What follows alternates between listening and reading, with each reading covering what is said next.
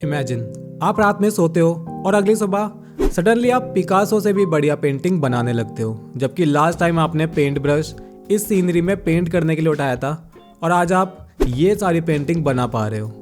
सारे music instrument बजाना सीख गए हो। मैथमेटिक्स की जो प्रॉब्लम कोई सॉल्व नहीं कर पाता था उन्हें आप कुछ ही सेकंड में सॉल्व कर देते हो। फ्यूचर में ये सारा कुछ पॉसिबल है, पर ऐसा कैसे हो सकता है? बात करेंगे इसकी आगे वीडियो में और देखेंगे कि आपका ब्रेन किस तरह का ब्रेन है। कमेंट करना which type of brain do you have. Video start करने से पहले आपको क्या लगता है ये फैंटास्टिक ज्योमेट्रिकल पेंटिंग किसने बनाई होगी? दरअसल इसको जानने के लिए हमें थोड़ा पीछे जाना होगा टाइम में। बात है 2002 की। वॉशिंगटन के टेकोमा में एक कराओके बार के बाहर एक साधारण सा फर्नीचर सेल्समैन जेसन पैजेट, जो कि इस बार से 2-4 ड्रिंक एंजॉय करके अपने घर जा रहा था, और तभी अचानक उसके सर पर कोई उसे हिट करता है। जेसन को बुरी तरह से पीटकर उसे लूट कर वहीं छोड़ दिया जाता है। जेसन एक ऑर्डिनरी सेल्समैन था, पर सिर्फ उस लूटपाट से पहले। दरअसल इस इंसिडेंट से पहले जेसन को मैथ्स, आर्ट्स या ज्योमेट्री में किसी तरह का कोई इंटरेस्ट नहीं था। वो एक रेगुलर लड़का था जो कराटे में ब्राउन बेल्ट था और एक अच्छा सेल्समैन था, दैट्स इट।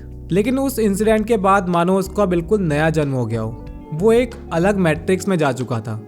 उसके ब्रेन में सडनली कोई मैथ्स प्रॉब्लम और उसके सारे सॉल्यूशन की फ्लॉपी अटैच हो चुकी थी। पूरी दुनिया को देखने का नजरिया एकदम बदल चुका था, क्योंकि उसमें डेवलप हो चुका था साइनेस्थीसिया। ये एक ऐसी कंडीशन है जिसमें इंसान का ब्रेन एक साथ एक ही टाइम पर एक से ज़्यादा सेंसेस यूज करने लगता है, और ये चीज़ एक साधारण इंसान नहीं कर सकता। जेसन के केस में वो पूरी दुनिया को ज्योमेट्री के लेंस में देखने लगा था। वो जहाँ भी देखता उसे angle, prism, colour light, rays, यही सारा कुछ दिखाई देता था। अगले मोमेंट वो एकदम unrealistically beautiful geometrical images draw करने लगा, वो भी सिर्फ अपने हाथों का इस्तेमाल करके।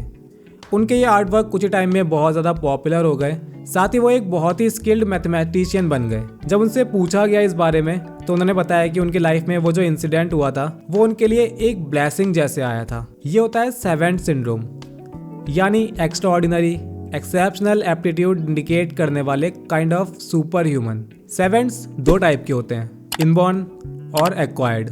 मतलब जो जन्मजात इन क्वालिटीज़ के साथ इस दुनिया में आते हैं, और दूसरे होते हैं एक्वायर्ड, जिसका एग्जाम्पल जेसन भी है।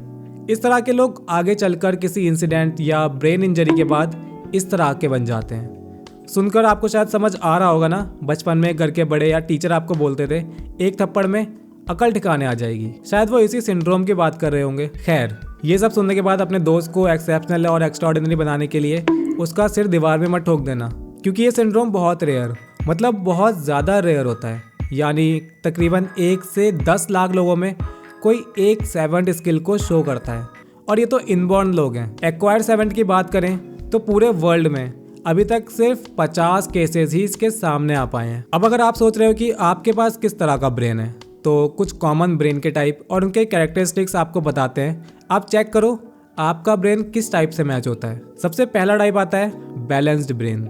इस तरह के लोग फुली फोकस्ड होते हैं। ये जो भी काम करते हैं पूरे फोकस के साथ करते हैं, चाहे वो पढ़ाई हो या मोबाइल।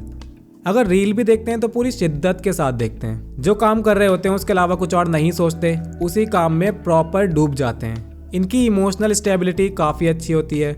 ये पॉजिटिव रहते हैं। निगेटिव फेज में अपनी चीज़ें अपने अकॉर्डिंगली काफ़ी अच्छी तरह से हैंडल कर पाते हैं। अगला आता है स्पॉन्टेनियस ब्रेन। ये थोड़े रिस्क टेकिंग टाइप के लोग होते हैं। इनका एटीट्यूड थोड़ा केयरलेस होता है, जो होगा देखा जाएगा, यही इनकी लाइफ का मोटो होता है, और इस वजह से ये आउट ऑफ बॉक्स और काफ़ी क्रिएटिवली सोच लेते हैं। क्यूरियस बहुत होते हैं। इनका अटेंशन स्पैन बहुत शॉर्ट होता है। मैसी और डिसऑर्गेनाइज रहना पसंद करते हैं, और क्योंकि ये लोग केयरलेस होते हैं इसलिए इनकी डिसीजन मेकिंग स्किल काफ़ी स्ट्रांग होती है। थर्ड टाइप है परसिस्टेंट ब्रेन। इनकी विल पावर स्ट्रांग होती है, पर कुछ थॉट्स पर ये स्टक हो जाते हैं। कॉन्फिडेंट बहुत होते हैं, इसलिए आर्ग्यू इजीली कर लेते हैं। इस टाइप के ब्रेन वाले लोगों में किसी भी चीज़ का ऑब्सेशन होना बहुत कॉमन सी बात है, और शायद यही वजह है कि इस तरह के लोगों में OCD बहुत कॉमनली देखा जाता है। फोर्थ आता है सेंसिटिव ब्रेन। इस टाइप के ब्रेन वाले लोगों में दूसरों के लिए एम्पैथी कूट कूट कर भरी होती है। बहुत ज़्यादा सेंसिटिव होते हैं, डीप फीलिंग्स होती हैं।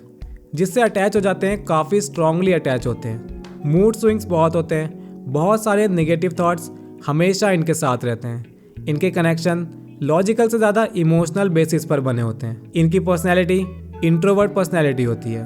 हेल्पिंग बिहेवियर वाले लोग होते हैं, बिना किसी लालच के भी मदद कर देते हैं। इनको सोशल आइसोलेशन पसंद होता है। देखा गया है कि इस टाइप के लोगों में डिप्रेशन होने के चांसेस बाकी के लोगों से थोड़े हाई होते हैं। 5th टाइप है कॉशियस ब्रेन।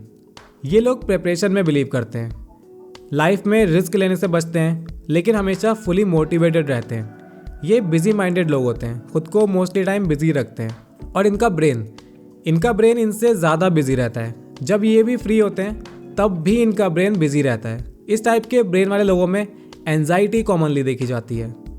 आप किस टाइप के ब्रेन वाले इंसान हो, कमेंट करके बताना।